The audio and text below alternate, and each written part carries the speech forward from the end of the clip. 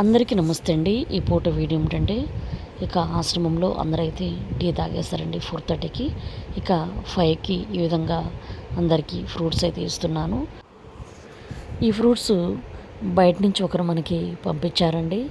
ఆశ్రమంలో పెద్దవారందరికీ కూడా ఈ విధంగా ఇస్తున్నాను. ఇక ఈ ఫ్రూట్స్ ఇస్తూ మీతో కొన్ని విషయాలు అయితే మాట్లాడాలండి. మన ఆశ్రమంలో చాలామంది మతిస్థిమితం లేని వాళ్ళు ఉన్నారు కదండి. వాళ్ళ గురించి అయితే కొన్ని విషయాలు మాట్లాడతాను. వాళ్ళ విషయానికి వస్తే ప్రతిదీ కూడా మనం దగ్గరుండి చెప్తేనే మాత్రమే చేసుకోగలరండి. లేకపోతే వాళ్ళంతటా వాళ్ళు ఏ పని కూడా చేయలేరండి. వాళ్ళకి దగ్గరగా ఉండి A to Z మనం చెప్తూ ఉంటేనే చేయగలరు. లేకపోతే అదే విధంగా ఉంటారండి. అన్నం తినే విషయంలో కానివచ్చు, ఏ విషయంలో అయినా ఆ విధంగానే ఉంటారండి. ఇక ప్రతిదీ కూడా దగ్గరుండి అయితే చెప్తూ ఉంటాము. ఒకవేళ నేను అందుబాటులో లేని టైంలో వీళ్ళల్లోనే ఒకరు కొంచెం తెలివిగా ఉన్న వాళ్ళని, ఓపికగా ఉన్న వాళ్ళకి అందుబాటులో ఉంచుతానండి. వీళ్ళల్లో కొందరికి షుగరు, బీపీ ఉన్నవాడు కూడా ఉన్నారండి. వాళ్ళకి మంత్లీ ఒకసారి అయితే చెకప్ అయితే చేయిస్తూ ఉంటాను. బీపీ, షుగర్ టెస్ట్ చేయించి దానికి తగ్గ మెడిసిన్ అయితే వాడుతూ ఉంటానండి. ఇక ఆల్రెడీ కొన్ని వీడియోస్లో మీకు చూపించున్నాను. మెడికల్ క్యాంప్ పెట్టినప్పుడు ఎలాంటి మెడిసిన్ తీసుకుంటాము, ఎవరెవరికి ఇస్తాము, ఎవరివి మా దగ్గర ఉంచి వేస్తామన్నది కూడా ప్రతిదీ కూడా మీకు ఒక వీడియో రూపంలో పెట్టున్నానండి. అది కూడా చూడండి. ఇక కొందరి గురించి అయితే చెప్పాలి. పేరమ్మమ్మ గురించి తెలుసు కదండి మీకు. అస్సలు మాట వినదండి. మనం చెప్పే మాట అసలు వినదు, ఆలకించదు కూడా. ఇక అమ్మమ్మ మాట వినాలంటే ఆమె మార్గంలోనే మనం వెళ్ళాలండి. మనం చెప్పినట్టయితే వినదు. అలాంటి వాళ్ళు చాలామంది ఉన్నారండి మన ఆశ్రమంలో. అందరూ పెద్దవారే కాబట్టి ఇక అన్ని కష్టాలు, నష్టాలు అన్నీ భరించి ఉన్న వాళ్ళే కాబట్టి ఇక వాళ్ళ మార్గంలోనే నేను వెళ్తూ ఉంటానండి. వాళ్ళు మన మాట వినాలంటే ఏ విధంగా మాట్లాడాలి, ఏ విధంగా కంట్రోల్ చేయాలి, ఏ విధంగా నచ్చ చెప్పాలి, ఇవన్నీ కూడా వాళ్ళ మాటను బట్టి నేను వెళ్తానండి. ఇక ఈ తాతయ్య గురించి అయితే కొన్ని విషయాలు విందాం. అయ్యో, ఆపరేషన్ చేసిండు, మళ్ళీ పడ్డా. పడ్డకాన్ని మళ్ళీ పడ్డా. అప్పుడు కట్టేశారా చేతికి? కట్టేసిన తర్వాత కూడా అట్టాగే పక్క వచ్చిందా? కట్టు తీసాకనే వచ్చేసిందండి. అమ్మో, ఆ కట్టు తీసాకనే అప్పుడు పెద్దగా నొప్పి లేదు. ఆ కట్టు ఎప్పుడు తీసానో వచ్చేసింది బయటికి. అయ్యో, ఏం చేస్తారు? పర్లేదులే, ఆ మాత్రం ఉందిలే.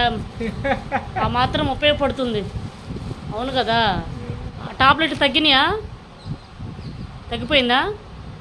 బాగా పని చెయ్యి కూడా పెట్టడం తగ్గిపోయిందా? సరే, అవి జాగ్రత్తగా ఉంచు. మళ్ళీ ఎప్పుడన్నా అలా వస్తే అయ్యే తెస్తా నేను. బాగా పనిచేసి అయ్యో మనం పెట్టకూడదు కానీ అలాంటివి తెస్తా మళ్ళీ. మడవకు మట్టేసినట్టు మొన్న వేసుకున్న రోజు ఇలాగా ఉంది, పూర్తిగా అయిపోయింది. పూర్తిగా తగ్గింది. మంచిది. అయ్యి అట్లాగే ఉంచు. నేను అలాంటివి తెస్తాను ఇంకేదైనా ఇబ్బంది అయినప్పుడు. సరేనా? చేసేదానివా? నేను టీవీలలో అక్కడ ఏడా చూడలే. ఎందుకు లేనిపోయి నేను పెంచుకొని ఇబ్బంది పడాలి, వద్దు. ఎందుకంటే అన్నీ మన నేలలు కాదు, మనమేమి హుషారుగా తిరిగే వాళ్ళం కాదు. అందరూ వచ్చి నాకు చెప్పంటే ఇలాగ పరితం ఎవరన్నా ముఖ్యమైన వాళ్ళు అయితే ఎట్లా చేరుస్తుంది నీకు? చూచు, ఎట్లా చూస్తావు నువ్వు? ఎక్కడ వాసన చూస్తావు? ఒకసారి ముక్కుతో. ఒకసారి ఎక్కడ చూస్తావు చూపించు. ఏ పని పట్టుకున్నా కావద్దు, మొండితనంగా ఉంది నా టైం. ఈ టైం నా టైమే కాబట్టి నేను చూడడం కూడా మానే. ఆ స్వర పరీక్ష కనుక వచ్చింది అనుకో, కాని పని కూడా అవుతుంది. ఇప్పుడు నీ కాడికి పోవాలని డబ్బులు అందుకున్నావు, ఏదో మానుకున్నాను అనుకో, అప్పటికప్పుడు వచ్చి వాళ్ళే ఇస్తారు. తీసుకో, నీ డబ్బులు అడిగిపోతాయి, ఎప్పుడు నీ కాడ ఉన్నప్పుడు ఇవ్వని. అట్లా ఏ పనికన్నా పోతే ఆగిపోయేది కాకపోతే దానికై అదే అయిపోయింది. నువ్వు బయటికి పోతుండవు ఈ పని మీద, ఈ పని అవుతుందే కాదని నువ్వు అనుకుని నేను చూశాను అనుకో, నాకు చెప్పాల్సింది నువ్వు అనుకోని నీ మనసులో మెదలకుండా ఉంటే నేను పలానా సైట్కి పోవాలని నేను అప్పుడు చూసి చెప్తా ఇది కాదు అని అవుతుందని. కరెక్ట్గా చెప్పేస్తావు. కరెక్ట్గా చెప్పేస్తావు. ఎందుకని పెళ్లి కుదరదంటున్నావు నువ్వు? ఎవరెత్తారు ఆ అవతారం మీద చూచే చేసుకుంటేది ఎట్ట తెలుసుకుంటుంది. నేనే అంటుండే వాళ్ళనే బదులు.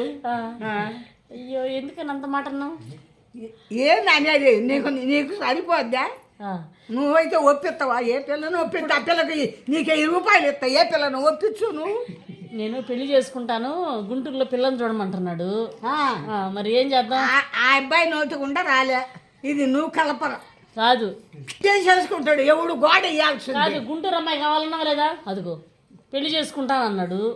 ఏమ్మా నువ్వు పరవనం దావని తెచ్చావు. నాకు ఇష్టపడితే నేను తాగేది.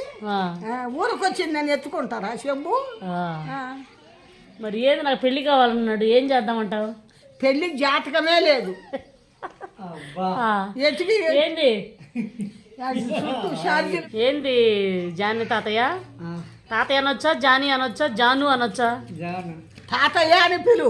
జాను పెళ్ళి కావాలా వద్దా? పెళ్ళి కాదైతే ఇక. ఆ జాతకం లేదు. పెళ్ళి జాతకం లేదంటయ్యా నీకు. ఏం చేద్దాం? పుట్టుకతోనే వచ్చింది ఆ లక్షణాలు. మళ్ళీ అబద్ధాలు ఎందుకు? నువ్వు తీసుకెళ్ళవా? ఒక పిచ్చుకుంటోడు ఉన్నట్టు ఉంటాడులే చూడటానికి. ఆస్తి ఉందని మా పెదనాన్న దచ్చ చెల్లెలు కొడుకని చేశారు. నీతో ప్రచారంకి రాడైతే అవన్నీ పట్టించుకోడు. తినడం, రోజు 3 కట్టలు బీడీలు తాగుతా కూర్చోవటం, అరకుంటే అరక్కుపోవటం. ఏం పేరు మీ ఆయన పేరు? కాశయ్య. కాశయ్య. పిల్లలు బతకలేదని కాశయ్య పేరు పెట్టుకున్నాక బతికారని. చెల్లెలు కొడుకని నేను పుష్పావతి కాకతల్లి. పుష్పావతి పెళ్ళి అయిన సంవత్సరానికైనా చిన్నపిల్లప్పుడే చేసి వాడు సచ్చినోడు దాన్ని జుట్టు పట్టుకొని ఎందుకు కేకలు వేసేవాళ్ళు. కేకలు వేసే ఇది చేను, అది దారి కదా, దారిలో పోయేవాళ్ళు. సుబ్బమ్మ ఏమన్నా బాగుందని వచ్చేవాళ్ళు. వెనకటి రోజులే మంచి, ఇప్పుడేం రోజులు అయ్యే మంచి. అన్నం గొడ్ల కాయడానికి వస్తారు, అన్నం లేదంటారు. నాకు తెచ్చిన అన్నం ఇచ్చేదాన్ని తినండి అని ఉండేవాళ్ళం. కాదంటే మా పెద్దక్క కాడికి పోయి 10 రోజులు ఉండేదాన్ని. మీ పెద్దక్క పేరు? చెంచు సుబ్బమ్మ. చెంచు సుబ్బమ్మ. తొలివారే బిడ్డలు వాళ్ళు. కానీ ఆమెకు ఇద్దరు ఆడపిల్లలు. ఇద్దరు కాదు, చేనికి ఆడ కాపలా కూర్చోవటమే కాసేపు. ఎందుకు కాపలా? సొద్ద కంకులు, జొన్న కంకులు, మిరపకాయలు కోసం పోతారు కదా, అట్లా ఉండేదాన్ని. నేను ఉండానంటే ఆ లోకాలిటీకి రారు.